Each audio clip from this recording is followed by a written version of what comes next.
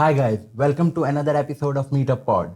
Today I have Belrive Group CEO Mr. Thomas with me. I've been following these guys for quite some time. These guys are into real estate, investment, and construction business.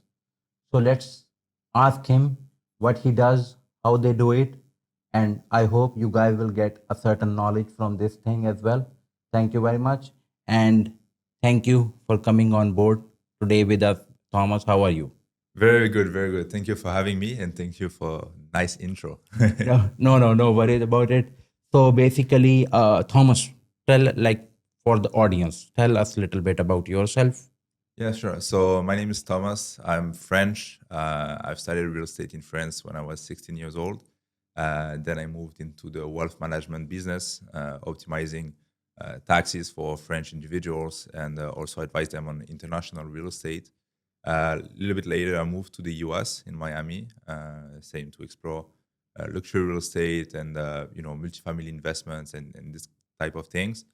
And almost 5 years ago, I moved to Dubai to work here to see how it works in Dubai because I believe it's a city with a lot of opportunities, obviously. And now we're here in front of you to talk about my experience and Belrive Group. Nice, nice. So tell me how Belrive Group started. Well, so Belrive Group started, well, initially it was only Belrive. It became a group a little bit later. It started in 2023. So when I moved to Dubai in 2020, I was at the beginning of a group of companies. I was a minor partner, let's say, of a group of companies. We were 4 people, and when I exit, we were 60. And just after this, I wanted to create my own company. So I started with Belrive, focusing mainly on fix and flip operations between Florida and Dubai. And later, I started to do more deals in Dubai. So we were focusing mainly on fix and flip. That's why we started to be recognized for at the beginning. And later, 3 other partners joined me in this adventure. That's why it became Belrive Group, because they bring different knowledge as well.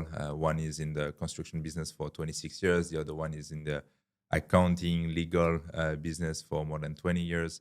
And the other one more in the investment and project management for investment business. Okay.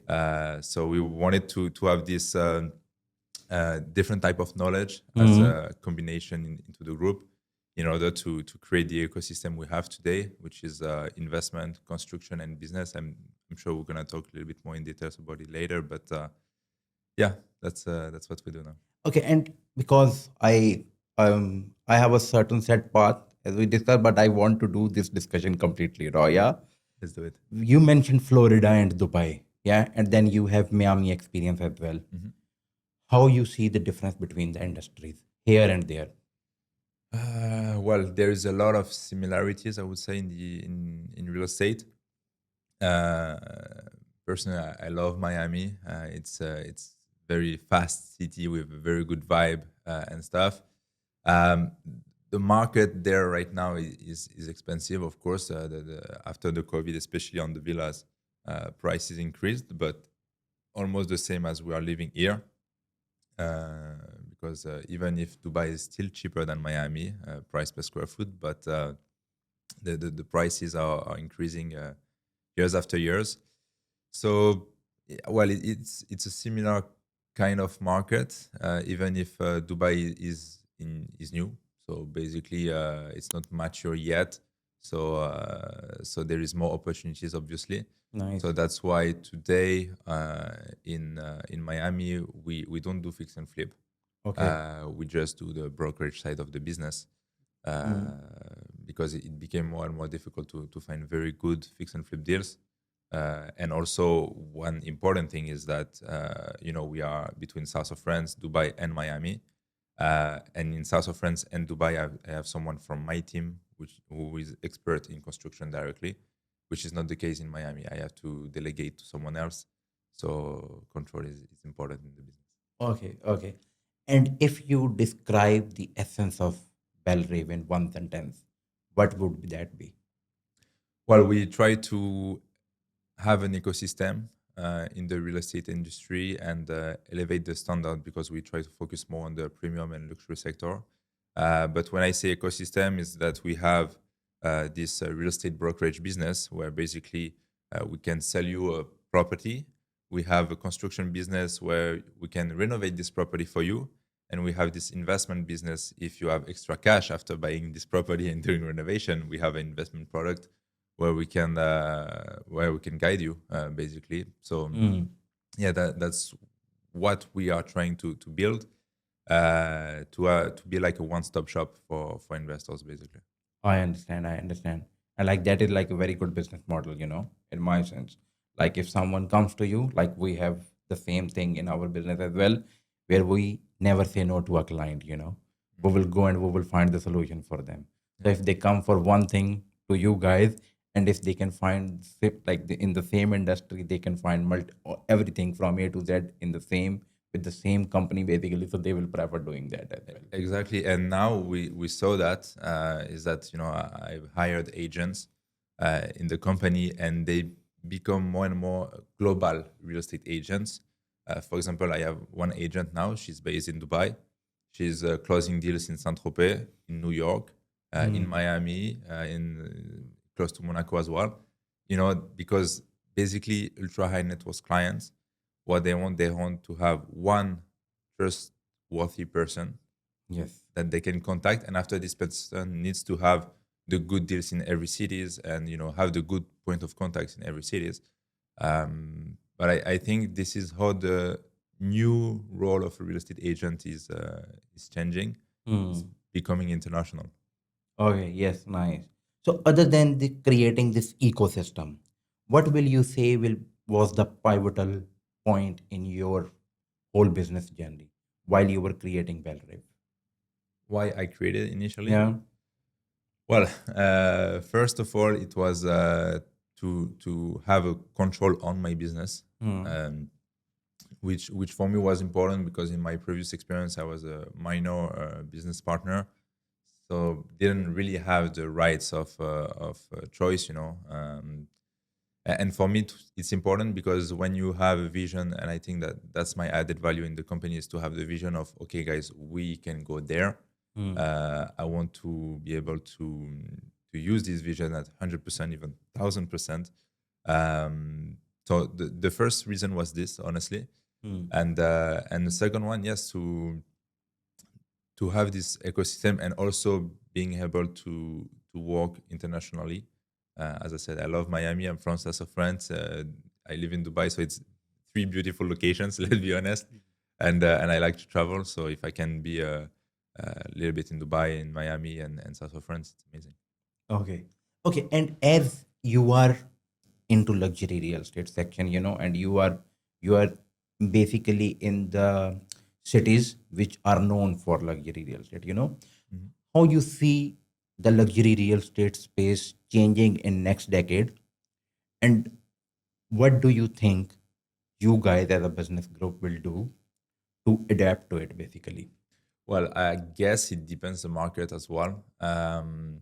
In terms of clients, in the luxury real estate, I would say that they want to have better and better quality. That's one thing. They want to have more space, especially post-COVID. That's why the villas are selling for a higher price than apartments, because there is more demand and less supply in general. But it depends on the market. For example, let's say Dubai, there is a lot of very nice villa. Let's take the example of Palm Jumeirah because everyone knows. Yeah. There is a lot of Arabic style villas, which are nice, but it's not the taste of international ultra high net worth individual coming from Europe or US or these kind of countries. It's not modern and design, and that's why there is a big opportunity here to renovate and give them a second life to these villas. Yeah. So that's one thing. We have a housing market that is being a little bit old, even in Dubai, if it's a new city, but still. So I think there's a big renovation market opportunity as well. Okay. And can you tell me that until today, when you started your journey, what was the biggest risk you took while you were working on Belrive to make it a business group? Well, I would say the biggest risk. I mean, you mean personally or Personally, business wise, okay? sometimes like I will tell you. So sometimes we make silly decisions, Yeah, but for in the eyes of public, like in the if any sane person will see us as an entrepreneurs making decision, they will say like we are silly, right? mhm, But sometimes we have to take extra risk because that is where the reward is as well. yeah. So what was the biggest risk that you took basically? Well, usually I'm not someone who is scared to take risk when it comes to my personal decisions. When it involves clients or something, it's a different story. But for myself, I'm not scared to take risk. That's also the reason why I moved to Miami alone at 19, and after I moved to Dubai alone and stuff. But well, I would say the biggest risk is when you start the company, you leave a group that you help to grow. Mhm. You are in a very good position there. You leave everything. You start from scratch again. You're not sure it's gonna work. It takes some times. It takes months and sometimes years to build something that start to make sense. To find the right partners. This was huge challenge, honestly. Mhm. I had to change partners. I wanted to partner with someone after I realized it was not a good person, but now I'm happy because I really found very good partners. Um, so yeah, I would say the biggest risk is at the beginning when you start the company. You are not sure it's gonna work. You don't have a lot of savings, and if it's not working, it's not working, and you need to start again from scratch somewhere else or Yeah. something like that. Yeah, no, I completely understand.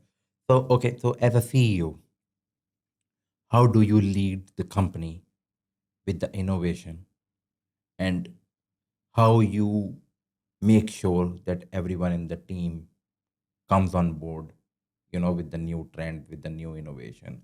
So how does it work? Yes. So basically, there is one rule in the company is that we need to think out of the box. Mm, Uh, I don't want to, for example, we have a group of companies in the real estate industry. I don't want to be like a real estate agent. I want to mm, be, even my agents, I don't want them to be like agents. I want them to be like advisors. mm, Again, to be able to advise their clients on the sale of the property, a little bit renovation. Even if they don't have the full knowledge, we have the team in the back end have the full knowledge. And so that's one thing. Yeah, I try to help them as much as possible, being available for them. Even yesterday, for example, we have a new joiner that came last week. He's closing his first deal yesterday night. okay. So good start for him. Yes. He asked me some questions because obviously he's from France. So again, we do business in France, Dubai, and Miami. He's from France. He used to live in Miami, but Okay. he's closing a deal for Dubai. But Okay. he didn't know so much about Dubai yet. So I'm trying to be available for them to help them. And the goal also of the company is to help them to have all the tools needed for them. It can be marketing, it can be everything if they need help to close a deal or something. And I realize it's something that doesn't really happen in other companies. Well, not all of them, of course, but I hired a few people that left their company to join us Mm. because we provide a little bit more, we care a little bit more about them, we pay also maybe a little bit more. All these kind of things that I think are important to keep a healthy relationship with Yes. your team. Yes. Because at the end of the day, those employees are the one who are fueling the whole business and they Exactly. are the one responsible for taking things. Okay. So, okay, as a CEO, what is the one lesson you learned hard way in terms of leadership? If you would like to share this with like upcoming entrepreneurs. Wow, good one.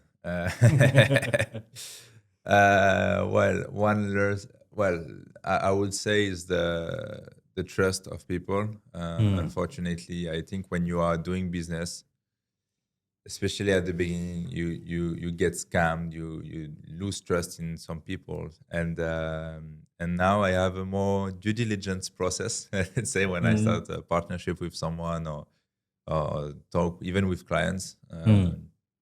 So I would say this. So that's why now I'm very happy with my current partners, because we test each other for a year before to become partner. Mhm.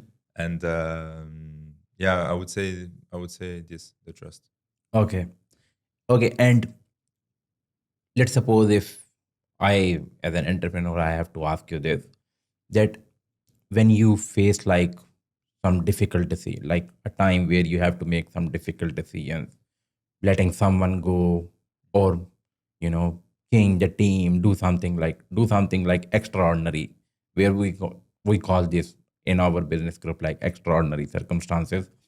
So how do you decide, like what is your decision making process?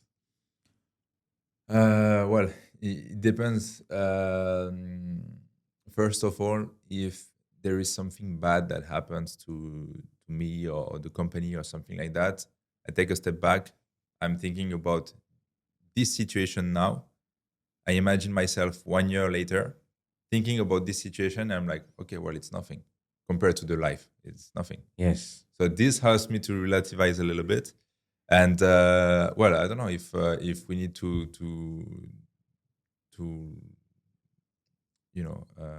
how we say, be separated from some people from the team. It was not the case yet, which is good.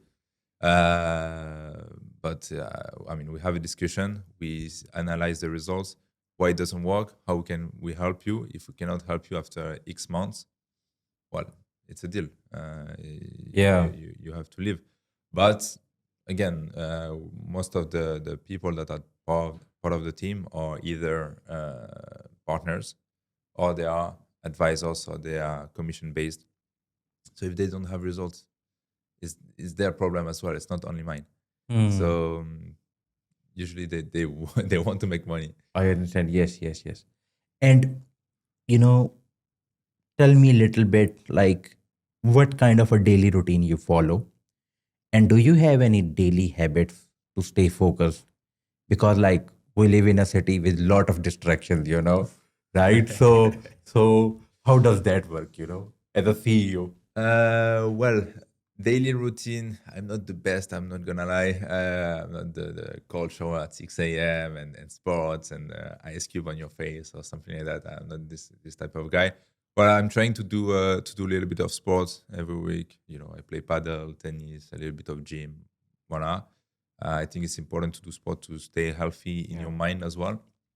And now after the daily routine, working, getting things done, make sure the team is okay. Make sure also the vision is aligned with what we are doing now, Mhm. and networking. I would say Yeah. it's always good to keep connection, because this is where this happens. I always say to my team members as well that it never hurts to have cool friends and cool connections, because eventually it is all about knowing the right people, Yeah, and that is like one of the most pivotal point in our business, where like we get a lot of referrals because of this, mm, because we build relationships. So you build relationships, and that is where you earn money as well. correct. Especially in the era with a lot of social medias and stuff like that. If you see human and you talk to them, you feel them, it makes a huge difference, because you will be the first people that they will remember if they need to give you business, for example. Yeah. And I always say also sometimes, I mean, don't text people or don't call people only when you need something or you need to talk to them about something. Uh, just check on them sometimes. Just, hey, how are you? What's up? Just checking on you. Everything is fine. Don't ask them anything, but do this every month just to see how they are, Yeah. and for sure it will come back to you. Yeah, absolutely, absolutely. That is a very good point, basically. And yeah, okay. So coming towards the luxury real estate, a little bit of back, what do you think is the most misunderstood part about luxury real estate? Hmm. Like because you have operated in three different countries, Yeah. and the most, like I think, most prestigious markets in terms of luxury real estate. So, what do you think is the most misunderstood part?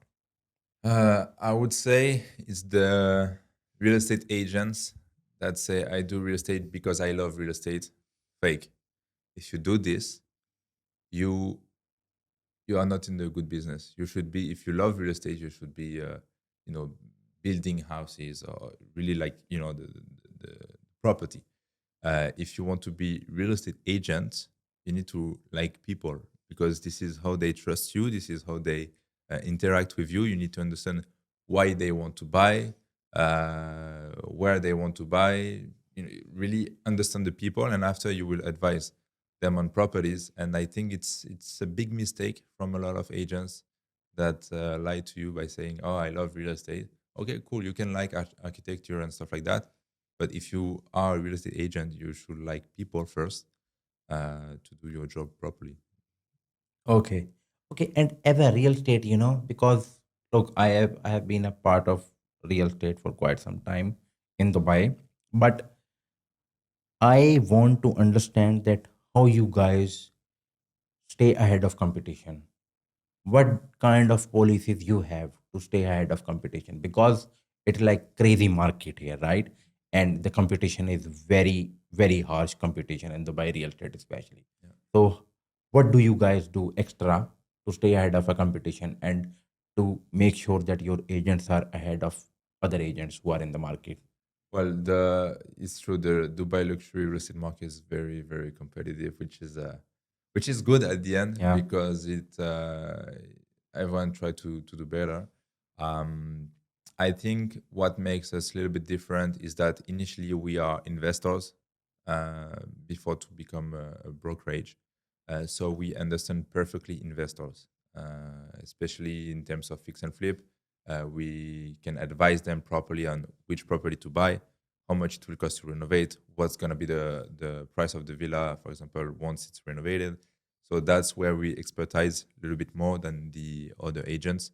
And yeah, I think that's why people contact us. Okay. Okay. And as a business group, I want to understand this as a fellow entrepreneur, that as a business group, how you guys decide which market to enter. Because there are very good markets. I have a personal experience with one of the clients. He bought something in Bali basically to Mhm. put it on short term rentals. So, how you guys decide to go into a certain market and to go into a certain city when it comes to the business group? Like, okay, here we have to go. Well, for now, we didn't go crazy because we did only things that we know, Mm. which is South of France, where we do fix and flip deals for 26 years. Well, 26 years obviously it's not me, it's my partners, Yeah. but 26 years there, so we know perfectly the market. The four business partners are all from South of France, so we know very, very well. Mm. Mm. Um, Dubai, well, I've been here for 5 years. I live here. I've worked here before to create Belrive. So we know it. And same Miami. I used to live there since 2011. I was going there on vacation every year and stuff. And I know the real estate market very well.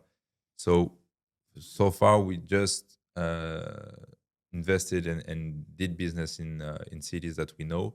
I know Bali very well because I spent 2 months there to check the market and Yeah. how is it there. Um, but for now, I mean, 3 locations is already a lot. So I'm trying to slow down a little bit, make things properly, Yeah. and after let's see if we want to do more. But we are not. I mean, we are open to everything, obviously. Okay. And as CEO, do you have any project which you are super proud of, which you always discuss with your friends as well when you sit in your networking circles, you tell them about it as well. So is it anything during the course of whole business journey, that any one project that you did and you were like super proud of it? Good question. Well, I think the biggest project for me is it's the group, really. Yeah. So that's what I'm talking about. I mean, yes, sometimes with people we talk about a specific deal that we did and stuff, but I mean, it's one deal out of I don't know how many. Yeah. Um, no, I think it's more the group and the quality of people that we have in the team, uh, because we created this premium luxury image as well, Mm. and also the reputation as well in the market. and we attract because we didn't try to gate agents. Mm.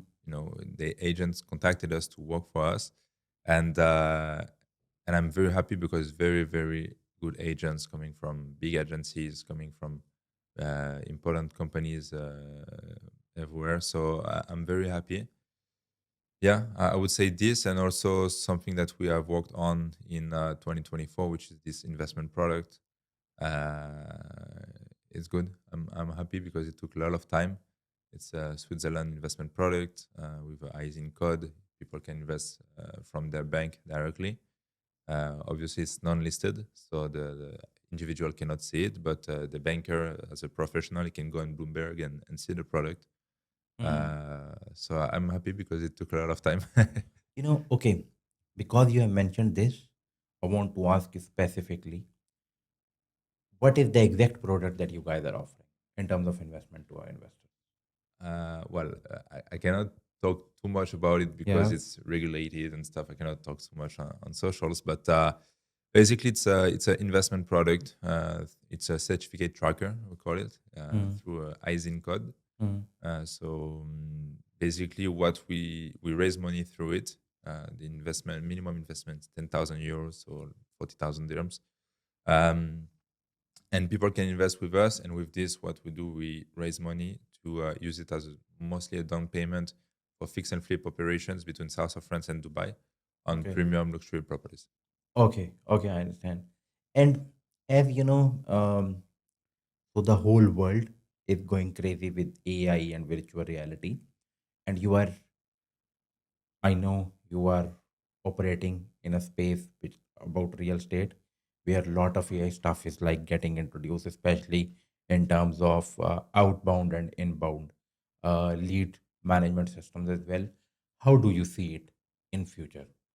Is it something do you think that the market will fully embrace, or what are your like what is your general opinion about it? Well, very good question. I think the agencies that will use AI will make a difference. Well, will not make a difference. Will be uh, normal, and the one that will not use AI will not be normal, and will struggle. That's what I think. Yeah, that's what I think in general. But just for the sake of conversation, because investments, anything related to money, is like a very trustable thing. It is like a Yes. very, very delicate matter. Don't you think that if someone is calling me and in, and someone is calling you, and one of us has a AI system in place that is getting the call, Mhm. which may be good for efficiency. But don't you think that it removes the personal touch? Yes, of course, 100%. I Mm. think. Well, I'm not sure. I didn't try it yet, but I think that if you use AI to follow up, to after the first touch, it may be great, or to attract the lead. Mm. But meetings will close always better than AI, and it's my opinion. Especially in investment industry, people, as you said, they need to trust you. They need to see you. I had a lot of investors, especially when I was younger, that they wanted to see us. They wanted to come to the office. They wanted to see a property to make Yes. sure it's here and stuff. So yeah, I would say humans will always beat AI in terms of closing rate. Yeah, I understand. Okay, and what's the one thing that, in your opinion, clients normally don't know about real estate, which you wish they would? Uh, that's a very good question. There's so many types of clients. A Yes. lot of them. Well, I will not say they don't know anything. They all know something, Mm. but there is always something they don't know. Obviously, uh, I mean, some of them they are dreaming about the price of renovation. They think it costs nothing, but no, you want to renovate a full villa, it costs a little bit more than this. Yeah. Some of them they think that you can negotiate the price until 50% discount. No, it doesn't work. Well, there is a lot of things like this. I cannot say one thing in common. Okay, okay. No, I completely agree with you. And do you, coming back to the personal connections, people when normally comes to agents, they think it is just a transactional relationship, which is like, I would say 70% that is what happens in Dubai real estate as Yeah. well. But how do you make sure that you build that relationship, build that rapport with them, so they keep trusting you in future as well? Yeah, and I know why agents are acting like this in Dubai, because there's so many leads, so many traction to Dubai real estate, that they have so many leads. So if they lose one, almost they don't care, which is not a good thing. I think you need to take care of the client, and by keeping this relationship, it's sending him an article about Dubai real estate because you see the prices increased. I don't know, inviting him to an event, maybe having a coffee with him, dinner, stuff like that, Mm, just to keep this relationship. That's mm. it, and see him in person. Okay. And what is the one client that is like the most memorable for you during your whole career? Whoa, that was a lot. Or you can tell us like one instance as well where the client came, educated client. I always get excited when I see educated client, because for the like, you don't have to promise them anything. They know what is the exact reality. Yeah, this is And good, but this yeah, is more with professional investors. yes. But this is good. No, I'm thinking about someone now, crypto guy, 24 years old, something like that. Crypto the guy, he came, and usually like clients, they either they buy cash or they buy a mortgage, and it takes a little bit of time, and they are not sure. They take time to take decision and stuff. This guy, crypto guy, he came to Dubai, 24 years old. Came, he said, "Okay, can we visit? I want to deploy funds in Dubai real estate market." Okay, no problem. We visited like 3, 4 apartments in 30 minutes. At the end, he said, "Okay, done. Can I pay crypto?" Yeah, done. And it was so fast, really. I never experienced it before. Took me like 30 minutes, deal closed. And yeah, this new generation of crypto guys that made money in crypto, they are fast decision making. Yeah. And originally, I thought it was difficult for them to invest in real estate to get, I don't know, 8, 9% return, while they used to make 100% or even more in crypto. But now I think after the bull run and stuff, they start to understand that okay, they need to secure a little bit of their Yes. assets in real estate, Yeah. which is good. And yeah, they don't ask so many questions. They trust you. They execute fast. Yeah, I understand. I understand. And uh, as you said, like these guys are used to making money like overnight. Like they invest in one meme coin, the next day they wake up, they have like Yeah, $100,000 that they have made, yeah, and but still realizing this because they are becoming more mature in my yeah, opinion, because I have few clients who are investors as well in crypto, so they always say that okay, now we have make this much money, how to park it in real estate, how to do holiday homes, yeah. and we are teaching them right now, few of the clients as well. So I understand where you are coming from. Okay, and what is your advice to a new real estate investor who is just starting? You know, To a new real estate investor, I would say try to find a good agent, try to find the good partner, even with who you can do deals. That's why also in the investment business, we have two options to invest with us. One is this investment product that we have created, which is available for lower amounts. But we also have this equity investment from minimum 1 to 2 million euros, mm, which is 4 to 8 million dirhams approximately. And people can partner with us by investing the money, and we take care of everything. We find the deal, we handle the renovation, we handle the resale, and we can do a profit split, for example. And this is good to learn as well, to see how professionals do it. And after, at the same time, you can learn. You can go on the renovation site. Let's say, I don't know. Let's say let's do it once a week.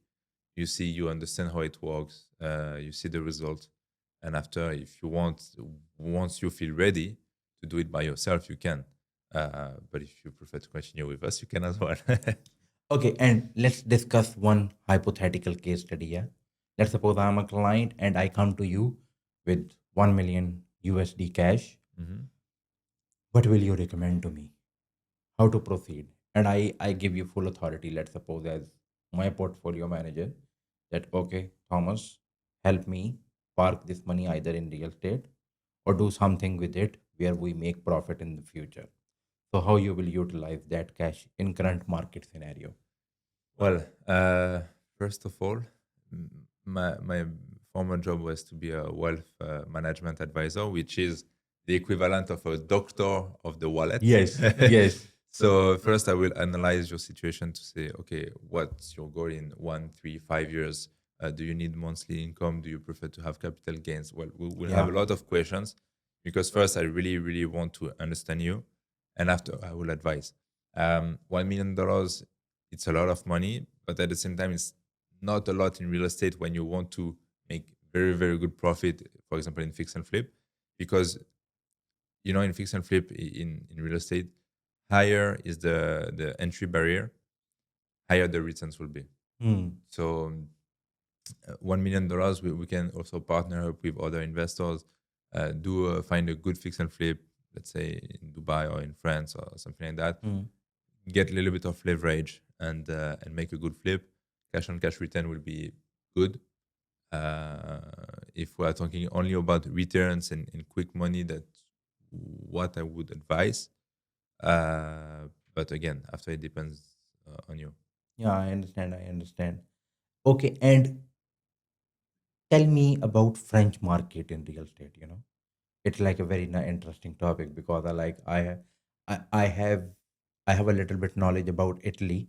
Mhm. So, do you guys have the properties as well, which are like constructed in 1700s, 1800s, and then like a foreign investor can they invest there as well, or how does that work in French market? Yes.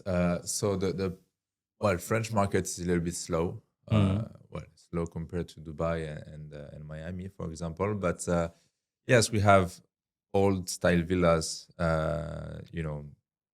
Non-renovated, 1940, 1960, stuff like that need renovation. So there is a huge market opportunity there for this.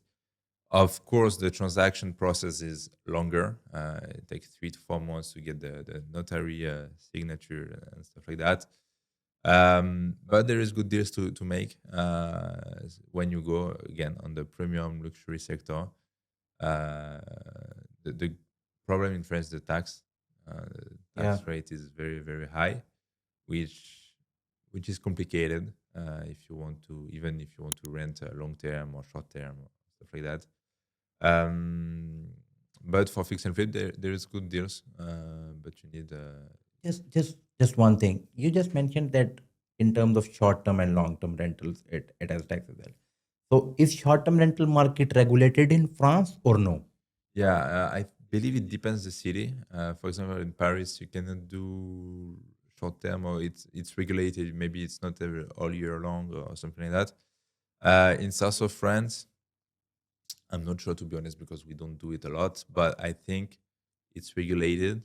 Hmm. But in south of France, it's really depends the season. During the summer, it's very high season, so it will perform well. During the winter, sometimes less. So there's a lot of people. What they do between September to June, they rent into students, Yeah. and during the summer they rent it on Airbnb, for example. Okay. Okay. Okay. And one more question related to this French market, that if foreign investors come to invest in France, so what are the kinds of things that they have, like what are the process, what is the process to enter? Let's suppose, is there any kind of like is there any difficulties with the banking, is there any difficulties in terms of getting the cash into France, because every country faces the same issue, like Well, getting moving the cash cash from one country to another. getting the cash coming to France, it's okay. Hmm. That's not an issue. Is getting the cash out of France sometimes, especially when you want to send to Dubai. Yeah. But it's working. Well, it depends. It depends the kind of structure that you do. Hmm. For example, us for fix and flip, we create a kind of SPV in France. Investor can have shares of this SPV, and we invest together. In that case, it's easy. I mean, they are part owner of the SPV. The SPV own the asset, Yeah. and they can transfer the money into the SPV. So they transfer money to a company under their name as well. So it's not an issue. Yeah. Okay. And one last question, because we live in a digital age, like with the rising digital trends and everything, do you think the traditional brokerage model is getting challenged? And how do you think that it is going to affect in a long run? And let's suppose another question regarding like next decade, what do you think is going to happen? Because to be honest, like I as a working professional in this industry, I see like Dubai real estate brokerage owners are so old school. They just want to stick with the old school tactics, Mhm. the things that were working in 2010, that doesn't work right now, Yeah. but there are still some brokerage owners, they're they are asking the agents to do the same thing even if it doesn't work. It doesn't work, and I say it, and that's why I'm lucky to have new agents coming to the company, because they used to work for very very big companies in Dubai. I'm not gonna mention them, but they have Yeah. a lot of Yeah. agents that they agencies told them, okay, you need to be at the office from this time to this time, etc., etc. It's not productive. In my opinion, it's not productive. Agents, especially at this level, when they do luxury, they have international connections. As I mentioned, they are doing deals in Saint-Tropez, Dubai, New York at the same time. Me, what I told them is, do what you want. You don't want to come to the office. Don't come to the office. We have one discussion every week, 1 hour with the team to align the vision, the deals, what's happening last week, what happened last week, what's happening this week, see a little bit the results. After, if you want to go to New York to close another deal, or if you want to travel or whatever, do what you want. As long as the results are here, I don't mind. Yeah. And there is a lot of agents, especially when they reach a certain level of knowledge and network and stuff like that. They all ask the same question. Okay, should I leave this company or create my own company? Yeah. So me, I'm in between by giving them a little bit more commission, by giving them more freedom, like they have their own company, but they don't have the problem of having your own company, which is all the legal structuring, marketing, Yeah. all this stuff. So we handle it. So they really, really, really like it, because they are intrapreneur. It's like entrepreneur inside the company. They have this feeling, which is good in my opinion. Yeah, I understand what you're saying, and it is good that I always say like young people are the one who change the trends at the end. So yeah, so what you guys are trying to do, I really respect that. As an industry professional, I respect that. As I mentioned, like the brokerage owners, even they can see the world is changing right in front of their eyes. Like no one can say that I don't know. Yeah. But the only problem that we have is that these guys are still stuck with the old school tactics, and they are used to, because if I will be very honest with you, if you call 100 random people, someone will say, yes, tell me what it is about, right? Mhm.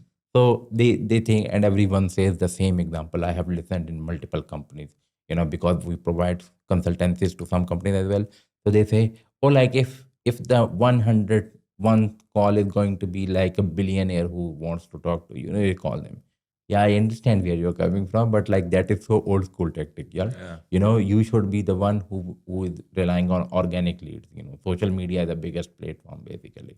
Social media is a big market, and if you see now, real estate agencies, they are doing an amazing job. If you watch YouTube videos now, it's becoming a Netflix Yes. episode. Basically, it's Yeah. very nice quality and visuals and stuff, and it's good because the game is leveling up. It's hard for us to match, but it's good. Yeah, I understand. Okay. Thank you very much Thank you for for having me. your time, Thomas. I know you are a busy guy, and I really appreciate. And I hope you you liked the appearing here as well. And we hope to have you again on board with us very soon. Yeah. So thank you very much for your time, and good luck for your business career. Thank you so much. You're welcome.